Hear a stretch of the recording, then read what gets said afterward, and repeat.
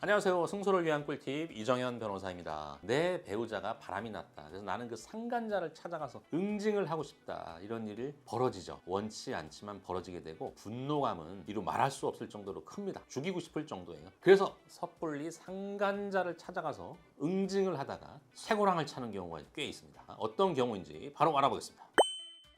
상간자 직장 앞에 가가지고 딱 1인 시위하는 경우에 어떻게 되나요?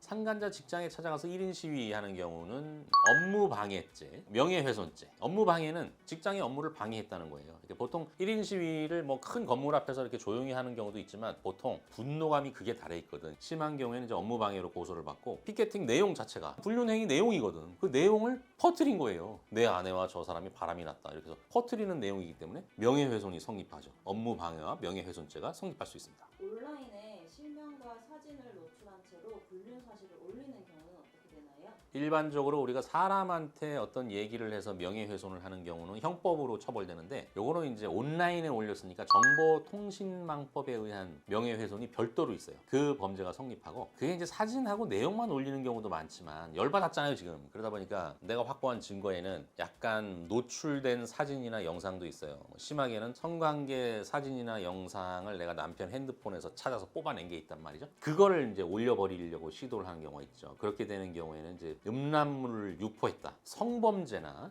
이런 쪽으로 가서 아주 중대한 범죄자가 될 수도 있습니다. 상간자의 친구나 부모, 직장 동료 같은 지인한테 카톡으로 이 사람 불륜했다 유포하는 경우는 어떻게 되나요?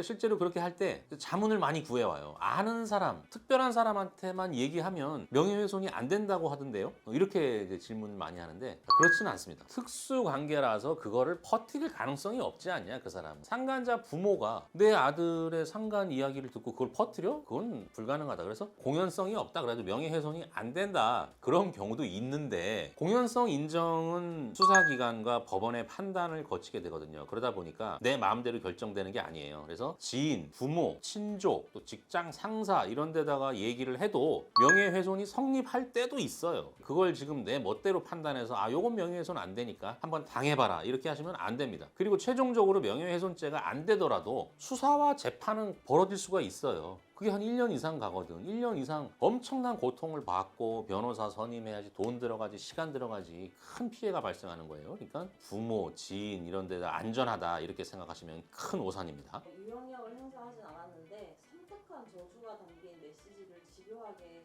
수천 차례 발송했다 이런 경우는 어떻게 되나요? 상간녀의 카톡 문자를 알게 된 거예요. 그냥 막 수십 차례 혐오를 퍼붓죠. 그렇게 되면은 뭐 정보통신망법에 의해서 반복적으로 문자나 메시지를 보내서 괴롭히는 경우에 처벌하는 규정이 있고 스토킹 범죄 처벌법이 또 생겼거든요. 그거에 의해서 이제 집요하게 그런 걸 보내는 경우에 스토킹 범죄에도 해당될 수가 있습니다. 실제 스토킹 범죄 고소가 많이 되고 있어요. 상간자 입장에서 피해자인 아내 쪽을 고소하게 되는 거니까 역공을 당해야 되는 경우죠. 모텔에 급습해서 사진을 막 촬영하는 거 이런 건 어떻게 되나요? 불륜 행위의 현장을 예전에는 많이 덮쳤어요. 간통죄 있을 때. 그때는 형사 처벌까지 시키고 싶은데 증거가 없는 거예요. 성관계 증거가. 그러니까 그 모텔까지 찾아가서 그냥 급습을 해가지고 막 치고 들어가서 사진 찍고 침대 시트, 휴지 막 수거해 오고 이런 일이 있었는데 요즘 많이 드물지만 지금도 모텔에 급습해서 사진 찍는 행위는 있어요. 아니면 오피스텔에서 성관계를 가지는 걸 멀리서 이제 사진 촬영하는 경우도 있고. 자, 그런 경우는 일단 모텔 또는 누구의 집을 침입한 거예요. 그래서 뭐 주거 침입죄가 성립하는 경우가 있고 사진을 찍으면서 신체 노출 장면이 많이 들어가요. 보통 아내의 입장에서는 그 상간녀를 어떻게든 이불 감싸고 있는 거를 걷어낸다고 그걸 이제 창피를 주고 싶은 거예요. 그래서 막 신체를 막 촬영해요. 그게 나중에 큰 문제가 되죠. 성폭력 특례법에 의해서 타인의 신체를 촬영하면 몰래 찍는 것만 처벌되는 게 아니라 대놓고 찍어도 남의 신체를 원치 않는 그 남의 신체를 촬영했다. 상당히 큰 범죄예요. 불법 촬영죄 7년 이하의 징역 5천만 원 이하의 벌금 반드시 이건 알아두셔야 되겠습니다. 배우자나 상간자의 차에다가 위치 추적기를 몰래 달면 어떻게 되나요? 불법이죠. 그걸 붙여가지고 그걸 보고 있어요. 그래서 어디로 떴다.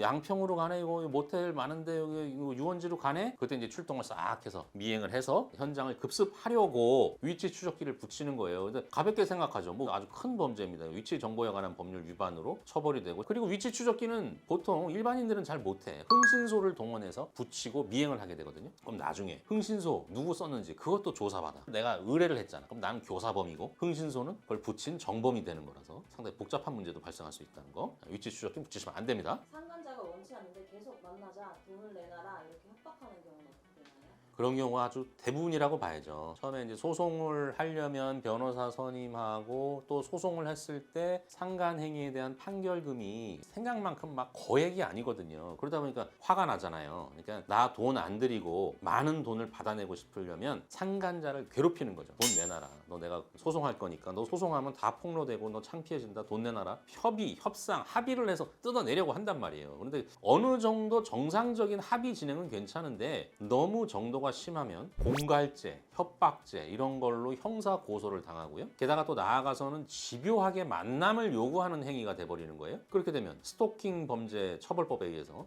스토킹 범죄로 또 처벌되는 경우가 많습니다. 반드시 변호사를 선임해서 응징을 하셔야 된다.